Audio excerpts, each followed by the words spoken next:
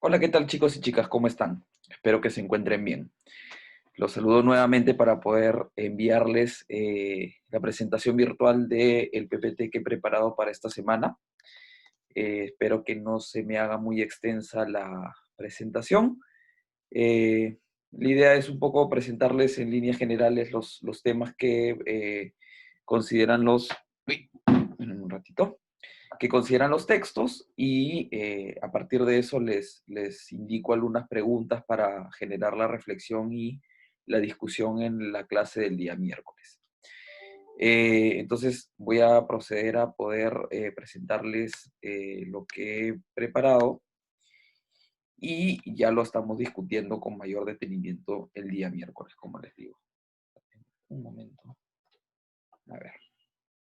Bueno, para esta semana, el tema, de acuerdo al sílabo, está referido a la comparación de muchos casos, ¿no? Con lo que hemos venido tratando en la clase anterior, sobre todo, ¿no? Y a partir del texto de la Porta, era estas dos lógicas que se encuentran dentro del análisis político comparado, ¿no? Del método, claro, del método comparativo, ¿no? Estos dos tipos de análisis, ¿no? Que por un lado tenemos el que está centrado en las variables y que tiene como característica el uso de métodos de investigación estadística, ¿no? Estadísticos, mejor dicho, y a partir del análisis de muchos casos, ¿no? Y por otro lado está el análisis centrado en los casos y que precisamente busca tener gran información, una gran cantidad de información a partir de el análisis más sesudo y más profundo de los casos que se puedan identificar sobre el análisis del fenómeno político que nos interesa, ¿no? Entonces, en este caso vamos a hablar de esta comparación de muchos casos. Para esta semana tenemos dos textos muy distintos entre sí. Eh, yo creo que el texto de Przeworski-Limonyi de 1997 es uno de los textos más complicados que me tocó leer cuando estaba en la facultad. Justamente en este curso, pero al mismo tiempo de difícil o de un poco complicado de seguirle el hilo, ¿no? La secuencia un poco lógica de lo que propone a partir de este análisis estadístico, es importante para poder generar un debate muy importante de un tema que ya hemos venido hablando brevemente, ¿no? Sobre la relación entre el desarrollo económico o la modernización y los regímenes políticos, ¿no? Que es uno de los temas más importantes y centrales de la política comparada. Y por otro lado, tenemos el texto de Paula Muñoz, que es, creería yo, más ameno, ¿no? Está centrado a partir del análisis de tres casos a través de los ojos de tres películas, ¿no? Eh, y a través de ese análisis de tres películas es posible hacer un análisis político comparado, ¿no? Y eso es un logro, creería yo, un producto muy importante que resaltar, ¿no? De Paula Muñoz. Y a través de este texto vamos a poder evidenciar algunas características específicas sobre autoritarismos retratados en películas, ¿no? Autoritarismos eh, que han marcado la historia de Latinoamérica, pero que han sido retratados también en películas y que nos van a permitir conocer un poco más de ellos a partir de dos dimensiones bien centrales y puntuales para poder entender estos tipos de autoritarismo, ¿no? Bueno, respecto al texto de Przeworski-Limonyi, la pregunta esencial, ¿no? que guía el texto o que guía la investigación es ¿cuál es el impacto del desarrollo económico en el régimen político? ¿No? Entonces, a partir de esa pregunta de investigación, se va, bueno, aunque ni siquiera es, aunque yo diría que no es una pregunta de investigación en política comparada necesariamente, ¿no? Más parece un análisis, una evaluación de impacto característico de estudios relacionados a la implementación y o evaluación de políticas públicas, ¿no? En donde se evalúa específicamente el impacto de una política, de una medida, de una acción en relación a el cambio que se buscaba hacer en la realidad, ¿no? Es lo que más o menos se hace en política pública. Pero bueno, acá Przeworski y Limonyi son un poco retadores de cómo se construye frecuentemente o naturalmente una pregunta de política comparada, pero igual de todos modos se lo van a preguntar. Se van a preguntar sobre este impacto, ¿no? Entonces ahí ya consideran al desarrollo económico como la variable independiente que va a tener un efecto o van a buscar identificar cuál es ese efecto en esta variable dependiente que es el régimen político. La evaluación, o digamos, el objetivo es que esta evaluación se haga, digamos, en una gran cantidad de casos a nivel histórico, incluso si es que eso corresponde en ignorar algunas explicaciones alternativas o algunas variables que también puedan tener alguna incidencia en explicar los cambios o, no los, o la permanencia de un régimen político, ¿no? Como puede ser variables relacionadas a perspectivas teóricas como la cultural o la estructural o la institucional también, ¿no? Por eso es que usa un gran número de casos, 135 casos entre 1950 y 1990, ¿no? Un tema muy interesante, que creo que es uno de los temas que más me parece importante resaltar en este punto, es que el texto de Przeworski-Limonyi propone, digamos, o discute o propone una discusión sobre distintas visiones sobre la teoría de la modernización, ¿no? Y ahí contrapone dos posiciones que parecen más bien antagónicas, ¿no?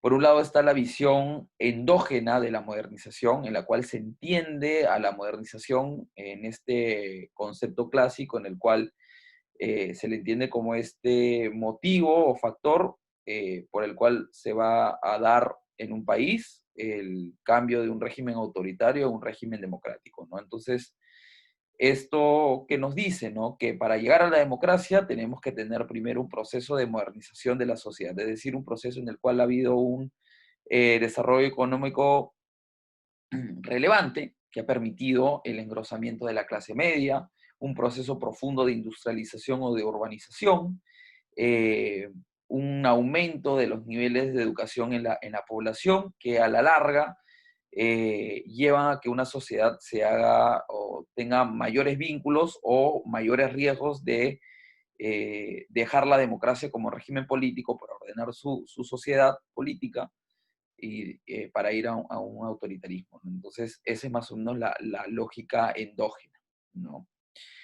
Eh, pero esto implica un problema, ¿no? Que implica considerar un umbral predictivo, sobre lo cual nosotros como investigadores vamos a decir que desde este punto en adelante, en términos de desarrollo económico, vamos a esperar o vamos a tener un régimen político democrático, pero esto no siempre sucede de esa manera, ¿no? Y eso es lo que más o menos el texto discute. Por otro lado, y uno de los grandes logros de este texto es propone la visión exógena de la teoría de la modernización. ¿Qué quiere decir esto? Que la democracia en cualquier país puede ser, ¿cómo decir?, llevada a cabo o puede ser explicada por una gran diversidad de factores, los cuales no interesan, en verdad, pero si es que esta sociedad que es democrática tiene un nivel de desarrollo económico importante, ese régimen democrático va a tender o tiene mayores posibilidades de sobrevivir en el tiempo, ¿no? Entonces, esto es uno de los grandes aportes que hace Przeworski-Limonyi en este texto para entender, digamos, la relación entre el desarrollo económico, la modernización en general y el régimen político. Eh, Esto por el momento, ¿no? A continuación yo les dejo esta pregunta, a partir de lo que he explicado brevemente, pero también en la profundidad también de los otros hallazgos que hace el texto. Les propongo pensar en cuál es el impacto que tiene específicamente el desarrollo en el régimen político según al texto de Przeworski-Limonyi, ¿no? Piensen en algunas ideas que les parezcan claves de resaltar como posibles respuestas para tener mayor claridad sobre cuál es esta relación que nos propone la literatura, precisamente a partir de este texto, pero sobre todo a partir de un análisis de muchos casos, ¿no?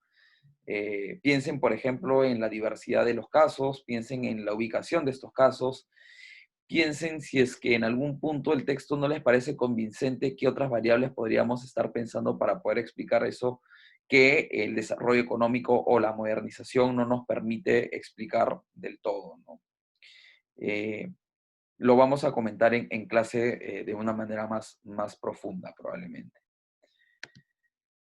En fin, ahora vamos a pasar a tocar brevemente el texto de Paula Muñoz, ¿no? Y es esta tabla que les traigo, que he preparado para poder organizar un poco mejor el análisis que hace a partir de estas tres películas sobre estos tres tipos de autoritarismo que prevalecieron y fueron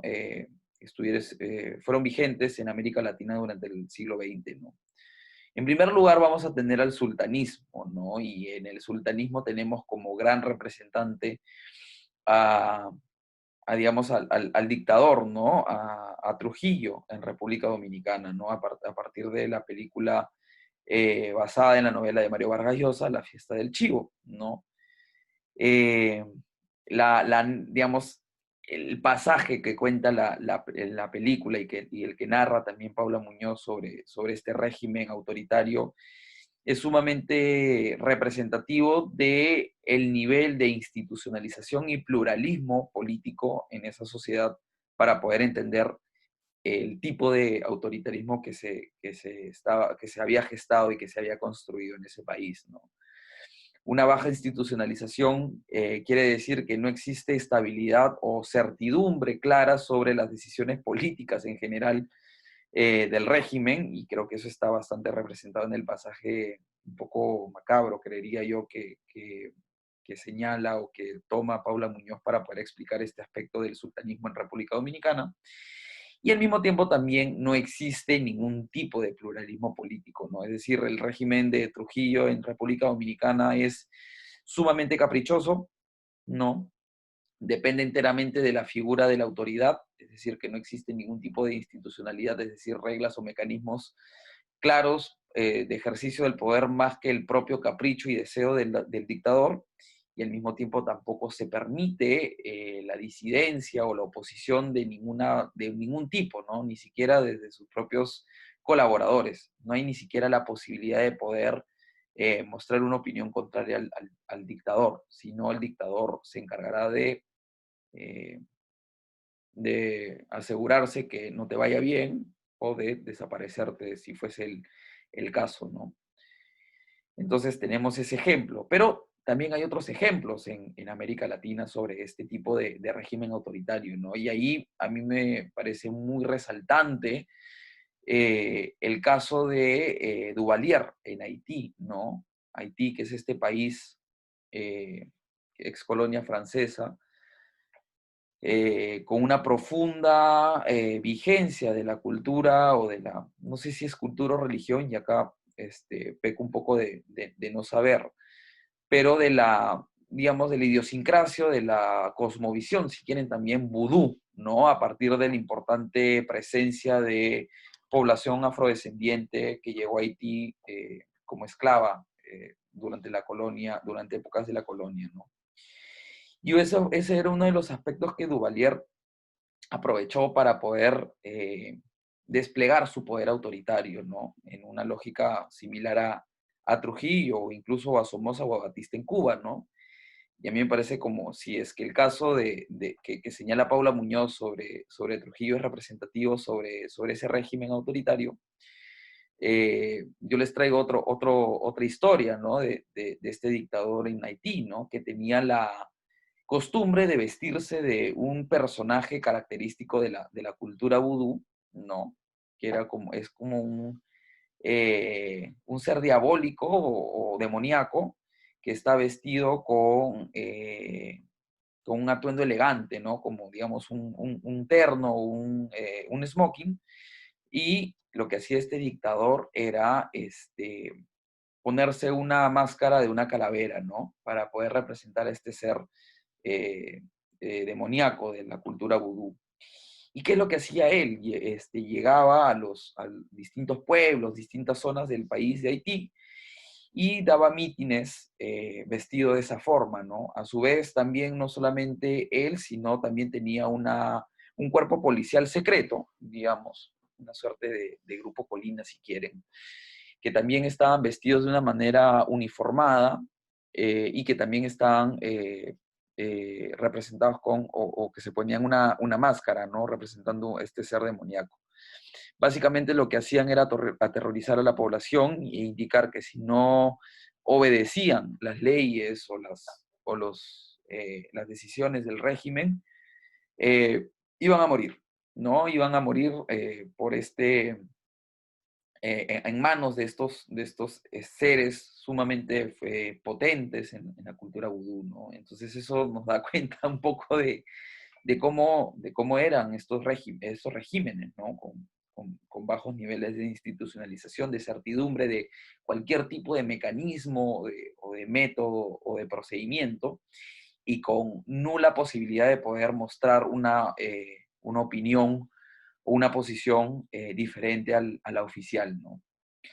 Por otro lado, tenemos en un segundo lugar a la categoría de autoritarismo de partido dominante, ¿no? En la que tenemos como película que representa ello la ley de Herodes, que da cuenta del gran poder que construyó el PRI, el Partido Revolucionario Institucional de México, luego de la Revolución Mexicana y durante todo el siglo XX, ¿no? No fue gratuito que Vargas Llosa indique en una entrevista sumamente famosa, seguro la pueden haber escuchado en algún momento, ¿no? Pero lo que él decía era que el régimen político que había construido el PRI era la dictadura perfecta, ¿no?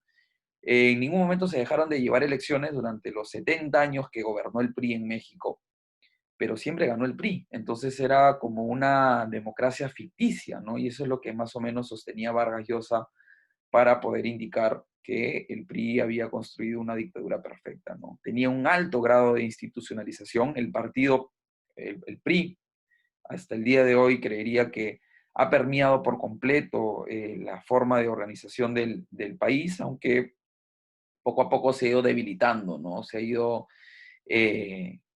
perdiendo vigencia y hegemonía en general en México, pero creeríamos que todavía es una institución sumamente relevante e importante para la organización política y social del país, y permite un grado de pluralismo intermedio, ¿no? Puede ser que existan otros actores políticos, otros partidos que puedan competir en elecciones y que puedan mostrar opiniones o opciones distintas a la oficial o a la del régimen, pero igual van a perder en las elecciones, ¿no? Eh, Desde 1914, si no me equivoco, hasta el 2000 gobernó el PRI en México. O 1920, si no me equivoco, por ahí. No recuerdo mucho, pero es más o menos un lapso de tiempo de 70 años aproximadamente que gobernó este partido, ¿no? Y finalmente tenemos esta otra categoría de autoritarismo latinoamericano, ¿no? Durante el siglo XX, a partir de la película brasileña Cuatro días de septiembre, ¿no? Y está catalogado como un autoritarismo militar, ¿no? Con grados de institucionalización y pluralismo intermedios.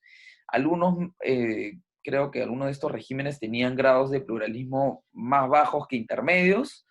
Ahí estoy pensando principalmente en el régimen de Pinochet, ¿no? Y en la persecución que existió hacia los líderes políticos opositores al régimen que construyó Pinochet luego del golpe del 11 de septiembre de 1973, ¿no?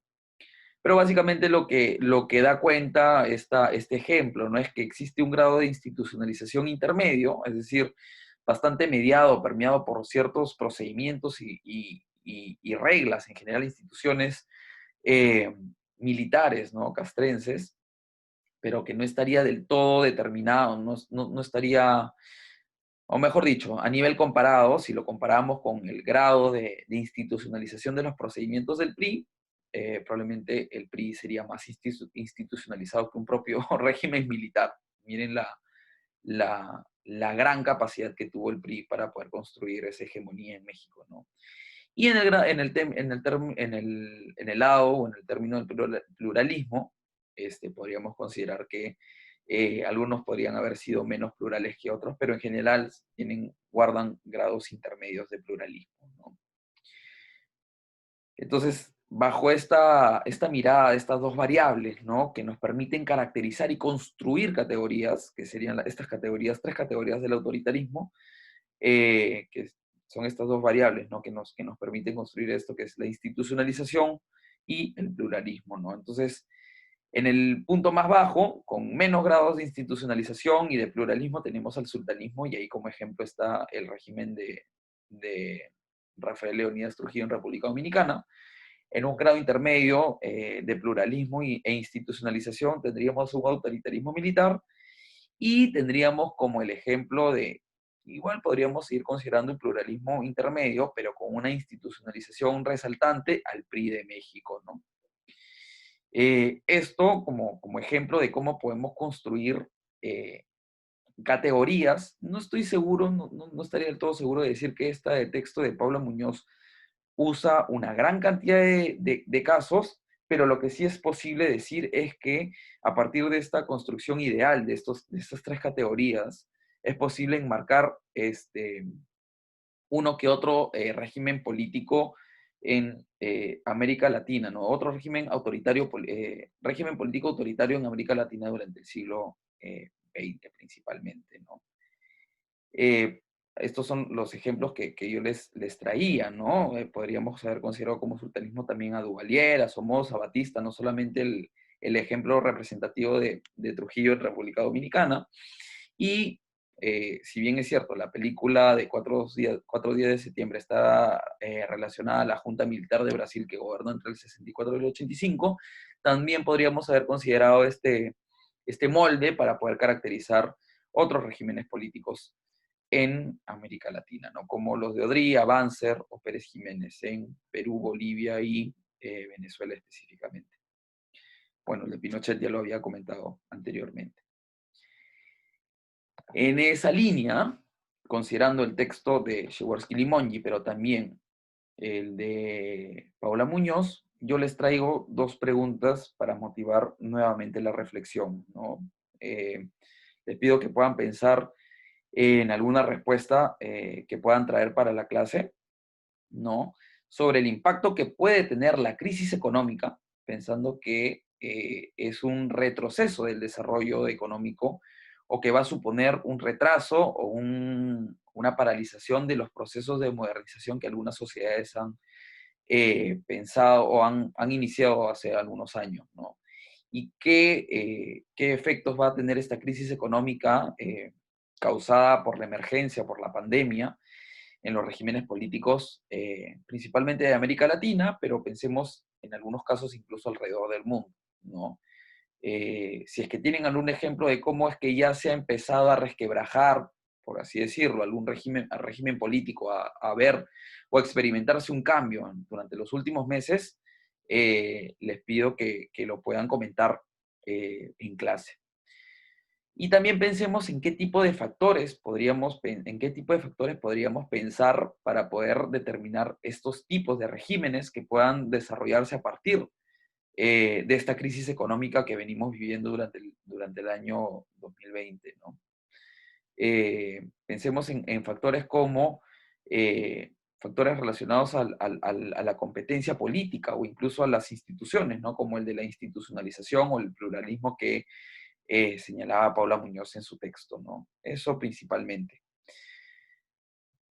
Finalmente, les traigo como bonus track, ¿no? Un ejercicio que me pareció muy interesante de poder traer a clase, ¿no? Justamente estaba haciendo scrolling en Twitter y vi este gráfico, ¿no? Que es un análisis del grupo de análisis político 50+1 a partir de 3 votaciones durante la crisis política que venimos viviendo durante los últimos meses, ¿no? En este enfrentamiento, digamos, entre el Ejecutivo, que no tiene ninguna base de apoyo parlamentario, y el Parlamento, ¿no?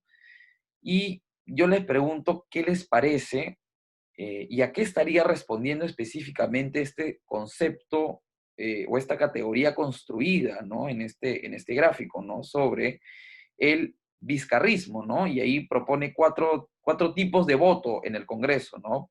En primer lugar está el antivizcarrismo firme, que pareciera caracterizar por completo a la bancada de Podemos Perú, pero también a la de Unión por el Perú, ¿no? Incluso hay algunos elementos en Somos Perú y en Acción Popular.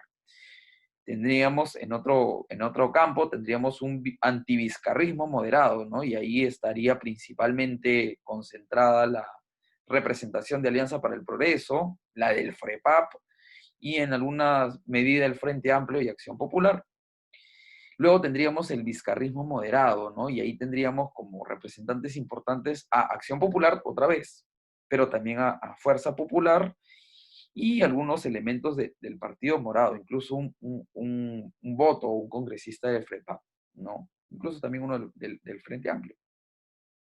Y finalmente tendríamos este vizcarrismo fuerte, que estaría más representado por el Partido Morado, y algunos otros elementos de algunos partidos como de Somos Perú o de Acción Popular o también de Fuerza Popular. Les pido que pensemos a qué estaría respondiendo esta categoría, qué es lo que estaría motivando este gráfico para poder establecer esta categorización de votos y si es que les parece pertinente o no del todo, ¿no? Eh, Pensémoslo así en líneas generales y sobre esto ya estaríamos discutiendo con mayor detenimiento en la clase del día miércoles. No quiero extender más esta presentación. La idea es que esta presentación sirva para eh, como de ayuda o de soporte, luego de la lectura que han debido hacer, ¿no? De acuerdo a lo que está indicado en el sílabo. Y ya estaremos discutiendo, me parece que en este caso vamos a tener un poco más de discusión, un poco más concreta durante la clase, más que yo hablando y probablemente aburriéndolos un poco más. Nada, chicos y chicas, espero que se encuentren bien y ya nos estamos viendo el día miércoles.